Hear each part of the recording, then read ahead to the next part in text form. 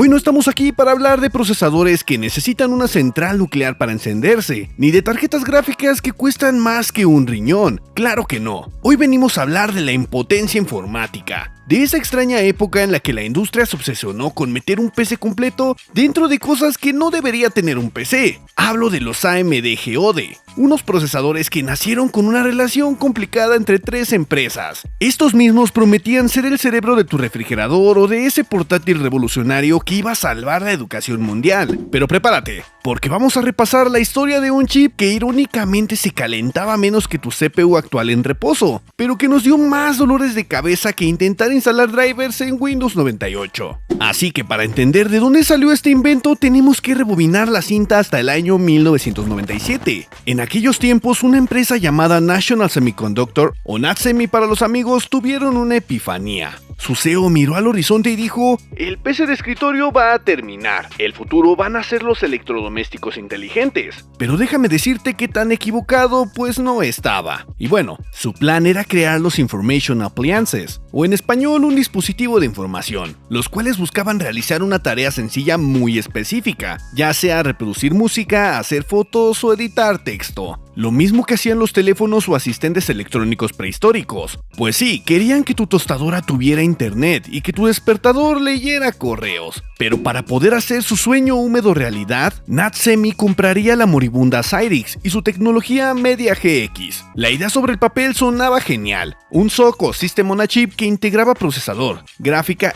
y audio todo en uno para reducir costos al máximo. Pero la ejecución fue un desastre digno de estudio, porque estaba plagado de problemas de funcionamiento. El gran problema de NatSemi fue obsesionarse con la Virtual System Architecture, o la arquitectura de sistema virtual, o también conocida como VSA. Básicamente, para ahorrar silicio, obligaban al procesador a emular por software, cosas que deberían hacer el mismísimo hardware, como la tarjeta gráfica o el sonido. Imagina que tienes que pintar un cuadro, pero al mismo tiempo tienes que resolver ecuaciones matemáticas mentalmente. Obviamente, o el cuadro sale feo o la ecuación sale mal, lo que tenía como consecuencia que el procesador se ahogara intentando hacer todo a la vez, y esto provocaba un bug legendario. Si el procesador estaba muy ocupado cargando una página web, el audio comenzaba a tartamudear o a sonar como si tuvieras algún tipo de interferencia, porque la CPU completamente dejaba de procesar el sonido para poder dibujar cada píxel, pues tenía sus prioridades. Además, apostaron por millones en un mercado fantasma. Y sí, con esto hablo de los fallidos webpads,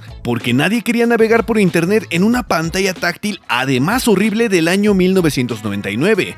¿Cómo que no? Y menos cuando los PCs de escritorio bajaban de precio cada semana, pues para el año 2003 NatSemi tenía un agujero financiero y un chip que nadie quería. Estaban tan desesperados que cuando apareció AMD prácticamente le regalaron la división y salieron corriendo sin mirar atrás a su proyecto fallido. Pero así es como aterrizamos al año 2003, momento en que AMD pensó: igual y esto de los procesadores que consumen menos que una bombilla LED tiene futuro para los cajeros automáticos, y así lanzarían a su primer hijo adoptivo, al Geode GX. No nos engañemos, esta era tecnología reciclada, pero AMD intentó venderlo bonito. Esta generación contaba con un proceso de fabricación de 150 nanómetros, lo cual para su época hay que admitir que era una tecnología madura y barata, perfecta para imprimir los chips como si se tratara de papel. Pero por esto mismo no esperes velocidad, porque sus frecuencias oscilaban entre unos tristes 333 MHz y 400 MHz. Porque además la arquitectura interna era un poco curiosa. Su memoria caché L1 estaba dividida en 16 KB para datos y 16 KB para instrucciones, una cantidad que ya entonces se sentía claustrofóbica, y lo cual carecía totalmente de una memoria caché L2, lo que obligaba al procesador a ir a buscar datos a la memoria RAM constantemente, haciendo que todo el proceso sea demasiado lento. Pero el truco de magia y la razón de su existencia era su consumo, porque todo el paquete funcionaba con apenas 1.1 vatios. Así que lo bueno es que este procesador consumía lo mismo que el LED de encendido de la máquina. Pero hay que admitir que este procesador enfrentó una pelea de inválidos, porque peleaba contra VIA y sus procesadores Eden y C3. Era una batalla bastante interesante por ver quién era menos lento y quién fallaba menos. Mientras los VIA Eden tenían la ventaja de ser compatibles con las placas base de PC estándar y tener algunos drivers decentes, el Geode GX presumía de consumir aún menos energía. Pero no hay que olvidar que también entre las sombras estaba Transmeta, con sus chips Crusoe, prometiendo revoluciones que que jamás llegarían. El GeoD GX era la opción barata y fría, en un mercado donde Intel ni se molestaba a mirar. Bueno,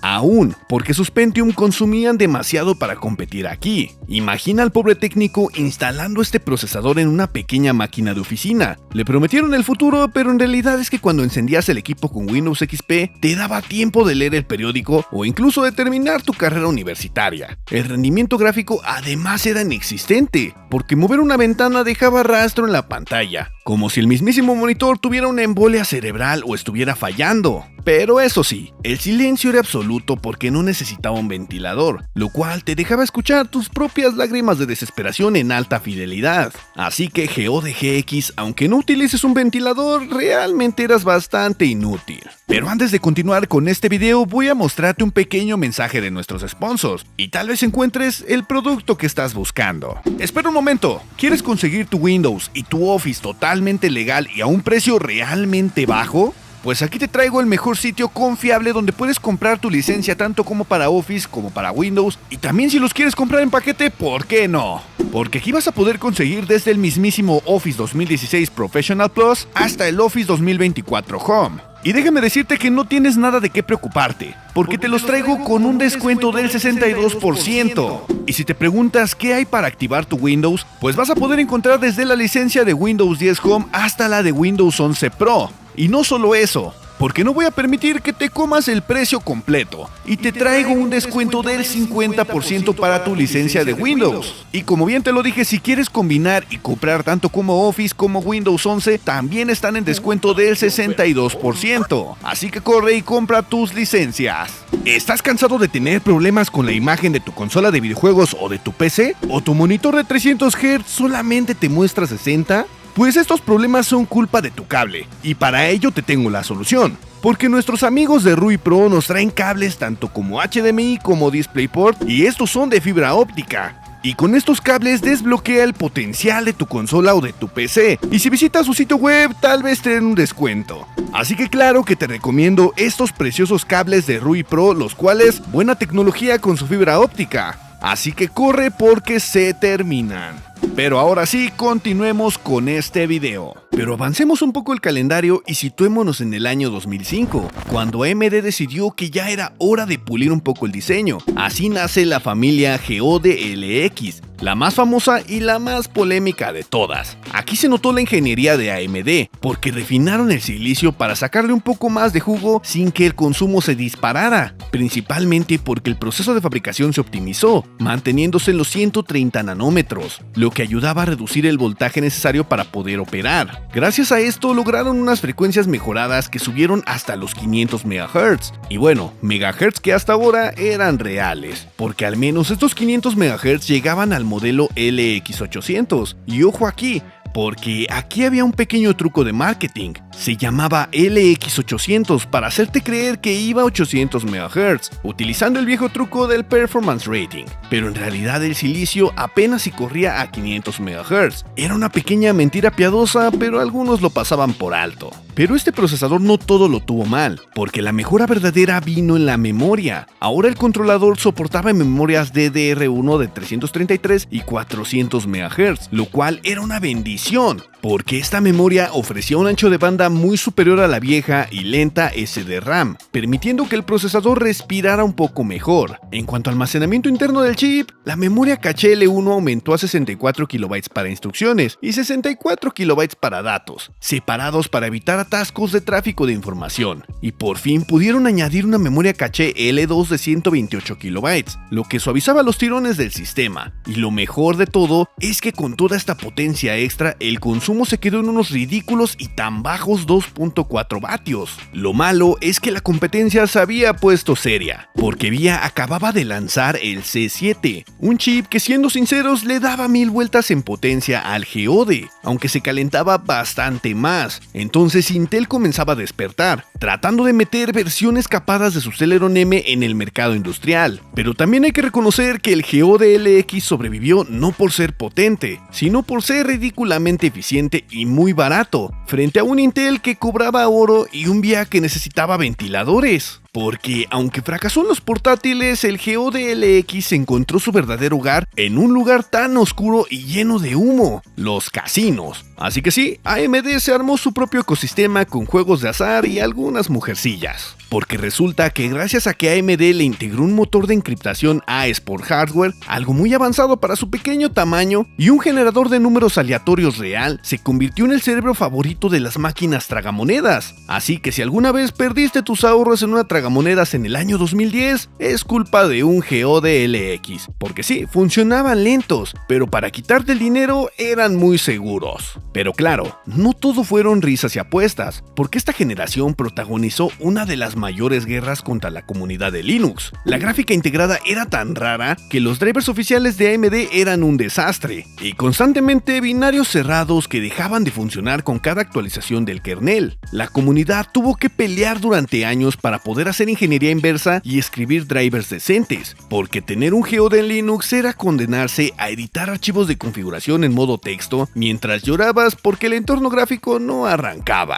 Y por supuesto no podemos olvidar el OLPCXO1, un portátil para cada niño. La idea era noble, pero la realidad técnica fue bastante dura. El problema es que aunque el hardware había mejorado, al GODLX le faltaba un conjunto de instrucciones SSE2. Esto significó que con el paso de los años, navegadores y sistemas operativos modernos simplemente dejaron de funcionar en él, convirtiendo a estos portátiles en pisapapeles educativos. Y esto nos arrastra casi sin querer al año 2006, donde ocurre el giro de guión más inesperado de esta saga, porque AMD se daría cuenta de que la arquitectura vieja heredada de Cyrix o Cyrix no daba para más. Y pues, ¿cuál fue la solución? Hacer trampa. Así nace el GODNX. Y digo que hicieron trampa porque esto no era un GOD real. En realidad era un núcleo de Athlon XP Thoroughbred. Disfrazado, aprovecharon el proceso de fabricación de 130 nanómetros para crear un chip mucho más denso y complejo, basado en la legendaria arquitectura K7. Esto dispararía que las frecuencias que ahora partían de los 667 MHz llegaran a unos impresionantes 1.4 GHz. Y esto no termina ahí, porque esta pequeña bestia contaba en su interior con una memoria caché L2 de 256 KB,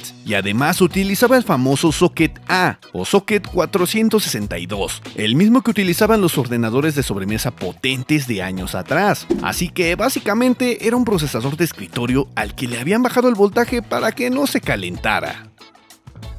Pero ¿sabías el secreto? ¿Que AMD no sacó este chip por puro amor al arte? Lo trajeron al mundo porque el VIA C7M y el Pentium M de Intel estaban empezando a comerse el mercado de las placas mini y TX potentes, y los GOD anteriores eran juguetes al lado del Pentium M. Entonces AMD necesitaba un músculo rápido, y la forma más fácil fue tomar a su viejo y confiable Athlon y ponerle una dieta estricta para poder competir en rendimiento bruto. Pero aunque algunos usuarios compraron al GODNX para actualizar sus viejas PC, pensaron que era llegar y poner el procesador. ¿Qué? ¿Cómo que no? Pero se encontraron con una trampa mortal de la época, porque a diferencia de las placas base modernas, que si no reconocen el procesador simplemente no encienden por seguridad, las viejas placas Socket A eran mucho más valientes y también irresponsables, porque al no encontrar el microcódigo del GOD en su base de datos, la placa base pensaba, no sé quién eres, pero tienes una forma de Athlon, así que te voy a tratar como a un hombre. Y pues, ¿qué ocasionaba esto? La placa arrancaba, sí, pero le metía 1.65 volts de golpe, que es lo que pide un Athlon de sobremesa, en lugar de los 1.25 voltios que necesitaba el pobre GOD. Así que básicamente estabas alimentando a un hámster con bebidas energéticas, por lo que el usuario veía que Windows cargaba y pensaba que había triunfado, hasta que 5 minutos después el olor a silicio cocinado llenaba la habitación. Y pues bueno, la comunidad trajo guías en internet para poder solucionar este problema, pura cirugía tecnológica para evitar que tu PC se convirtiera en una estufa o pudiera ocasionar un incendio. Así que si te preguntas ¿qué fue de los GOD? Pues bueno, el mercado no perdona a nadie. Pronto llegaría Intel con sus procesadores Atom, que igual eran malos, pero tenían un departamento de marketing con presupuesto infinito, y luego aterrizaron los diseños ARM de los móviles que arrasaron con todo. Así que AMD finalmente los reemplazó por sus arquitecturas Bobcat y Jaguar, enterrando para siempre el nombre de GOD. Hay que reconocer que estos procesadores vivieron una crisis de identidad constante. Nacieron en una empresa visionaria pero torpe. Crecieron adoptados por AMD. Pelearon una guerra imposible contra VIA e Intel. Y fueron odiados por los usuarios de Linux. Y terminaron sus días dentro de máquinas tragamonedas y cajeros automáticos. Pero hey, las risas no faltaron. Y si en algún momento ves un viejo cajero automático funcionando con Windows XP en pleno 2025, salúdalo con respeto, porque muy probablemente ahí dentro hay un GODLX, luchando valientemente contra la obsolescencia, lento, seguro, con el audio distorsionado, pero negándose a perecer. Así que bien, si tuviste alguno de estos procesadores, házmelo saber en comentarios. Recuerda que estaré leyendo cada uno de ellos. Y si te gustaría saber de algún tema en especial de algún procesador, puedes hacérmelo saber igual en la caja de comentarios. Estoy pensando en abrir un apartado de encuestas, donde ustedes mismos elijan el próximo tema del video. Así que si estás escuchando esto, estate atento a las encuestas, porque estaré dejando 3 opciones para el próximo video en la próxima encuesta del canal. Te invito a darle like al Hyper y a suscribirte. También a seguirme en mis redes sociales, las cuales estarás viendo en pantalla. Y si quieres apoyarme con un super, claro que puedes hacerlo. Te dejo en pantalla cómo hacerlo. Así que yo soy Alan, el gamer desempleado, y nos veremos en el próximo capítulo.